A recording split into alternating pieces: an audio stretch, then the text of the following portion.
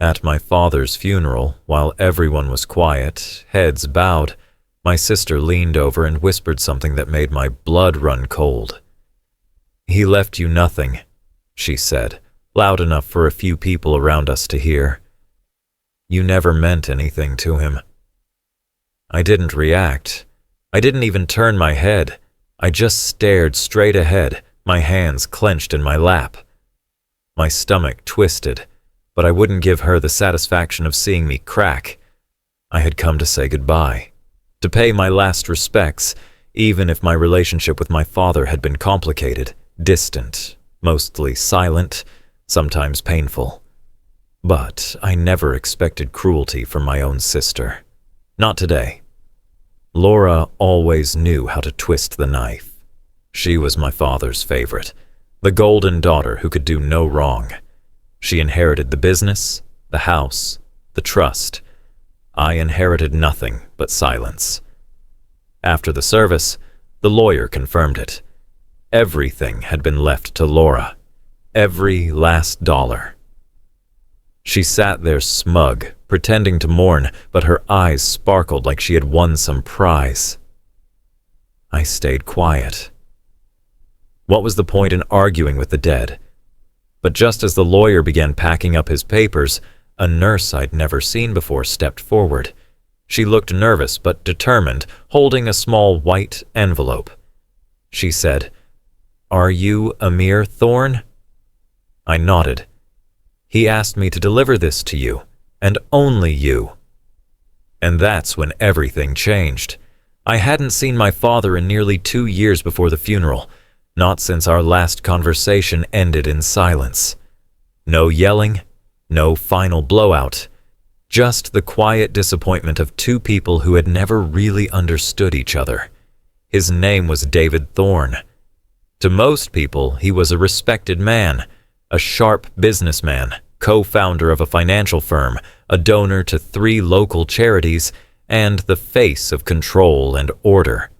But to me, he was something else entirely, an absence. He was the man who raised me without ever really seeing me. My sister, Laura, was different. She was the image of my father in every way, confident, polished, goal-driven. She joined Dad's company right out of college, was promoted within a year, and started wearing suits that cost more than I made in a month. She knew how to speak Dad's language. Numbers, results, legacy? I didn't. I was the son who pursued writing, moved away from the city, and never came back for the family holidays. I became the stranger they spoke of in short, sharp phrases. When I was little, my father kept to himself. My mother, Eliza, was the warmth in the house. She would sing while she folded laundry, kiss our foreheads even when we didn't want her to, leave little notes in our lunchboxes with smiley faces, and short poems. When she died, I was 10. Laura was 13. Her funeral felt like the start of something we couldn't name, but felt every day after. The house got colder. My father became a man of strict routines and brief nods instead of hugs. Laura adapted. I didn't. As the years passed, I tried. I really did. I brought home stories I had written. I got scholarships, graduated early, submitted my first short story to a national contest. I remember handing it to him at dinner one night, excited, waiting for his reaction. He didn't even open it. He pushed it aside, asked me if I had considered a real job. That night, I stopped trying to prove anything to him. Our final conversation was 2 years ago. I'd called to tell him I was moving to Vermont to take a job teaching creative writing. It wasn't glamorous, but it was mine. I thought. Maybe this time he'd be proud, but all he said was, "So, you're still running from responsibility?" I told him he didn't know who I was. He said, "Maybe I don't want to." And that was it. We never spoke again. So, when I stood in the church, surrounded by people in dark suits and stiff expressions, I didn't know how to feel. Grief was there, yes, but it wasn't clean. It was mixed with resentment, guilt, confusion. I had lost something I never really had, and that was a strange kind of ache. Laura stood near the casket like she was hosting the event. She shook hands, gave short, rehearsed smiles, offered polite nods. When I arrived, she looked me over like I was a stranger who had wandered in off the street. "Didn't think you'd come," she said. "I did." "That's brave, considering." "Considering what?" I asked. She didn't answer, just walked away like I had already lost some invisible contest I never agreed to play. During the service, I watched people cry. Some spoke about my father's generosity. One man said he mentored him for years and changed his life. Another called him a pillar of the community. I listened, wondering if we had known the same man. The will reading was scheduled right after the service. It was held in a side room at the funeral home. The lawyer, Mr. Carlyle, was professional, old school, with a briefcase that looked older than I was.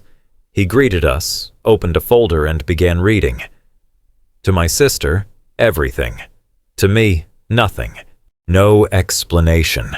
No note. No acknowledgement.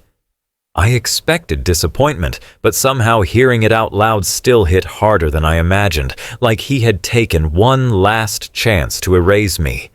And this time, it would stick. Laura turned to me with that smirk I'd known since childhood, the one that said she had won again and I would never catch up. That's where I sat, number alone, watching her bask in victory. And then, a woman I had never seen before, a nurse, stepped forward holding a white envelope in her hand. She said, "Are you Amir Thorne?" I said yes. She looked me straight in the eye. "Your father asked me to give this to you, and only you." The moment the nurse handed me the envelope, the air in the room shifted. Her name tag read Mallory, and her face was lined with kindness and something else, protectiveness, like she was guarding something important. She didn't glance at anyone else, not even Laura, who was standing only a few feet away. Her eyes stayed on me. "Your father was very clear," she said. "This is for you, no one else." Laura stepped forward, irritation breaking through her polite facade. "I'm sorry. Who are you again?" "I'm Nurse Mallory. I cared for your father during the last weeks of his life." Laura forced a polite smile. "Then I assume you're familiar with his will. Everything's been settled." Mallory didn't flinch. "He also left this. He gave it to me directly and said it was only to be opened by his son, Amir." Mr. Carlyle, the lawyer, raised an eyebrow. "I wasn't informed of any additional documents." Mallory opened her bag and pulled out a sealed white envelope. It was slightly worn at the corners. My name was written on the front in thick black ink, his handwriting. There was no mistaking it. I took it without saying a word. Laura scoffed. "This is ridiculous.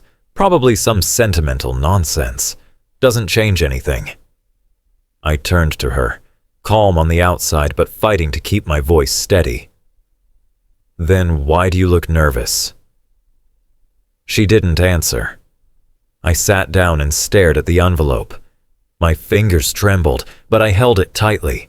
I wasn't ready to open it. Not yet. There were too many eyes, too many agendas. For a moment, I just needed to breathe. The room was silent, tense, as if the will had been a performance, and now this envelope had interrupted the script. Laura paced. Mr. Carlyle looked uncomfortable. Even some of our distant relatives shifted in their chairs, unsure what to say. Mallory broke the silence. "Your father wasn't a perfect man," she said, her voice low but unwavering. "But in the last few weeks, he tried to make peace with that. He spoke about you often, Amir. Not about your failures, about your strength, about how he wished he'd seen you sooner." I blinked, unsure how to take that in. It didn't fit with the man I had known, the man who missed recitals, forgot birthdays, stayed late at work to avoid dinner conversations. And yet, here she was, a stranger, telling me he had been thinking about me in his final days. Laura couldn't take it anymore. Whatever's in that letter, it has no legal standing. The estate is already transferred. I don't care about the estate, I said. This isn't about money. But that wasn't entirely true. It wasn't about the money itself. It was about what it represented, recognition, inclusion, a sign that I mattered to the man who had always kept me at arm's length. Mr. Carlyle cleared his throat. Technically, anything outside the will can't impact the division of assets, but if there's evidence of a final wish, especially from a medical witness, it could complicate matters. Laura turned on him. You're a lawyer. You should know better than to entertain this. I'm also an officer of the court, Carlyle replied coolly. And if there's video or signed testimony, it's worth reviewing. Mallory reached into her bag again. He asked me to record something. He couldn't physically sign a new document, but he wanted his words captured. He said, "They'll believe it if they hear it from me." My heart pounded. I looked at the envelope again, still sealed in my hand. My father had never been a sentimental man, but maybe near the end he had changed. Maybe he had finally seen me not as a burden or disappointment, but as his son, as someone worth reaching out to. I want to open it alone, I said. Laura rolled her eyes. Of course you do. I'm not doing this for drama, I said. I need to know what he was trying to say, and I'm not going to let your bitterness ruin that. She didn't respond, just turned away, jaw clenched. As I walked out of the room with the envelope clutched in my hand, I felt something I hadn't felt in years. Not victory, not even hope, clarity. Whatever was inside, it was meant for me, and no one could take that away. I stepped outside with the envelope pressed tightly in my hand. The funeral home's garden was quiet, tucked behind the building where no one followed. For the first time all day I could breathe. I sat on a wooden bench near the fountain, my fingers tracing the edge of the envelope. It felt heavier than it should have. The paper was soft, worn at the corners like it had been handled more than once. My name was written in my father's distinct handwriting, sharp, angled, unchanging. For years I had told myself I didn't need anything from him, not love, not approval, not answers. But I was wrong. I needed this. Not just the envelope. I needed to know that I wasn't invisible to him. I opened it carefully. Inside was a folded letter, a brass key, and a small photograph. The photo was old. I recognized the moment instantly. I was 6 years old, sitting on my mother's lap, covered in paint. She was smiling, holding my hands. Both of us stained with blue and green from one of our weekend art sessions. My father had taken that picture. I remembered now. He had leaned into the doorway, snapped it quickly, and disappeared again. The letter began simply, "Amir, if you are reading this, it means I didn't find the courage to say what I needed to while I was alive. I failed in many ways, but my greatest failure was how I treated you." My hands shook. I blinked hard and kept reading. I told myself I was preparing you for the world, that keeping you at a distance would toughen you. I see now that I was just afraid. You reminded me too much of your mother. You were too bright, too passionate, too alive. I didn't know how to handle it, so I pushed you away. Laura fit into my world. You never did, but that was never your fault. That was mine. After the cancer diagnosis, I started writing letters, watching old tapes, reading your stories. I kept every single one. Even the ones I told you didn't matter. I kept your first published piece in a drawer in my study. I've read it more times than I can count. I just didn't know how to tell you that I was proud. The key is to the cedar chest in my study closet. Inside are your mother's journals, her paintings, and my own attempts at apology. I wanted to change the will to reflect the truth, but I waited too long, and my health declined faster than I expected. Still, I asked Nurse Mallory to help me record my last wishes. I needed you to have this, because the legacy I want to leave isn't money or property, it's truth. You were never a disappointment. You were the part of me I wish I had been brave enough to embrace. I'm sorry. I love you, Dad. I read it twice before I could breathe again. The words pressed into my chest like a weight and a release all at once. I had spent years building armor to protect myself from a father who never seemed to care. And now, here it was, unraveling in my hands. It wasn't redemption. It wasn't enough to erase the years of silence, but it was real. It was something. A brass key sat in my palm, warm from my grip. I knew exactly where it went. The cedar chest in his study had been locked for as long as I could remember. I had once asked about it when I was 13. He had told me it was just old files. I never asked again.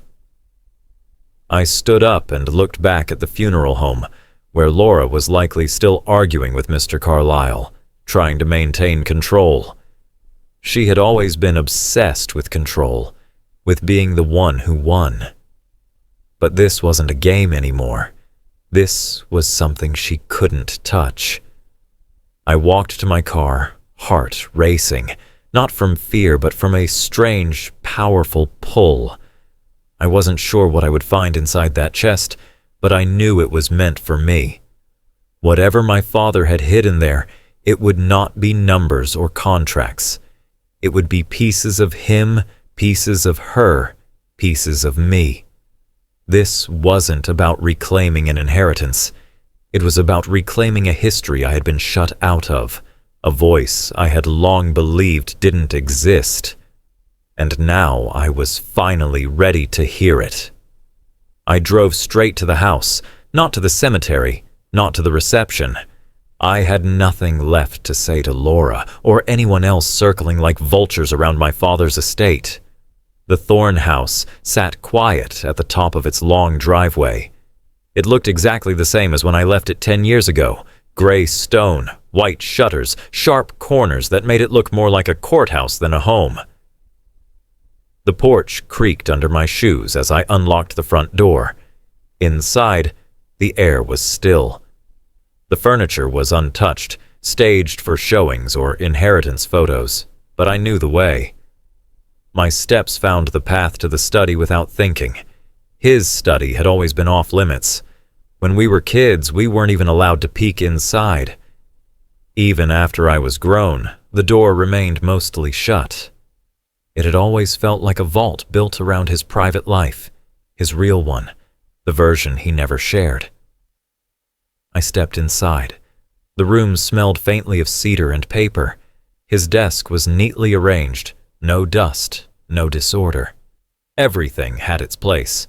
The walls were lined with books, degrees, a framed newspaper article from when he was named one of the top CEOs in the state. And there it was, the cedar chest. It sat beneath the window exactly where I remembered, unmoving, untouched, locked, until now. I knelt beside it and slid the brass key into the lock. It turned with a quiet click. The lid lifted easily. Inside were stacks of folders, canvas rolls, photo albums, and 3 leather-bound journals tied with faded red ribbon. The scent of old paper and dried paint filled the air. I reached for the journals first. My mother's name was written on the inside cover of each one. Eliza Thorne. The handwriting was hers, fluid, bright, full of life. As I flipped through the pages, I saw poems she had written during her final year, drawings of me and Laura, letters she never sent. She wrote about her hopes for us, her fear of dying too young. and her longing for my father to show more warmth. She had left pieces of herself for us, and they had been hidden for more than 20 years. I was still holding her third journal when I noticed the folder beneath it. It was labeled in my father's handwriting, "For Amir." Inside were copies of every story I had ever sent him, the short story that won second place in my college contest, the poem I had published in an online magazine, even the essay I had submitted for graduate school. He had printed them out, annotated them with notes in the margins, things like strong opening, vivid imagery, and one that simply said, "This one made me cry." I covered my mouth and sat back against the wall. This man, who I had believed never saw me, had read everything, and he hadn't just read it, he understood it. He had known me more than I realized, maybe more than I had allowed him to. I found a flash drive at the bottom of the chest labeled "Final Message." I plugged it into the laptop he had left behind. His face appeared on the screen, thinner than I remembered, eyes tired but focused. "Amir," he began. "I'm sorry I didn't say this sooner. If you're watching this, it means I didn't make it, but I needed to speak directly to you because a letter didn't feel like enough." He paused for a breath. Then he said, "You were never a mistake. I was the one who failed to see you for who you were. I was so afraid of losing control that I pushed you away instead of pulling you in. Everything I hid in that chest was meant for you. Not just the contents, the truth, the parts of your mother I buried, the parts of myself I was too ashamed to share. I don't care if the will says otherwise. That house is yours. That room is yours. Your mother wanted it that way, and now so do I." The video ended without fanfare, just silence and a still frame of a man who finally in his last days had faced what mattered. I sat there for a long time, not crying, not angry, just still. The kind of stillness that comes after a storm has finally passed. He didn't leave me out. He just didn't know how to include me until it was too late, but he tried. And that effort, even delayed, meant more than I expected it could. For the first time in years, I felt something settle inside me. Not closure, that's a myth, but something close, something real. I stayed in the house that night. I didn't plan to. I had packed nothing, expected nothing. But after everything I had just seen, the idea of leaving felt wrong.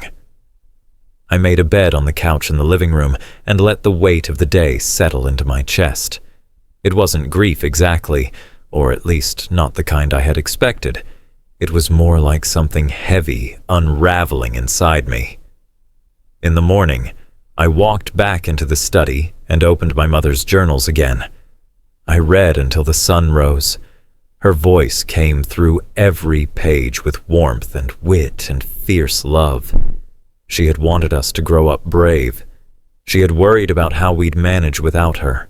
She had asked my father in one of her entries to make sure Amir knows he matters. Maybe it had taken him too long. Maybe the damage had already been done, but he tried. In his own flawed way, he tried to honor that promise. 2 weeks later, I met with Mr. Carlyle again. I brought the letter, the flash drive, and Mallory's statement. He listened carefully, then nodded. "There's enough here to challenge the existing will," he said, "especially with the video. And since the house hasn't officially transferred to your sister, we can file a claim." Laura wasn't happy. She sent a short message through her attorney, accusing me of exploiting sentiment and undermining our father's wishes. I didn't respond. I didn't need to. The truth had already spoken for itself. The legal process took time, but in the end, I kept the house. I didn't want the money. I let Laura have it. Let her keep the company, the accounts, the control. She could stay in her world of profit margins and prestige.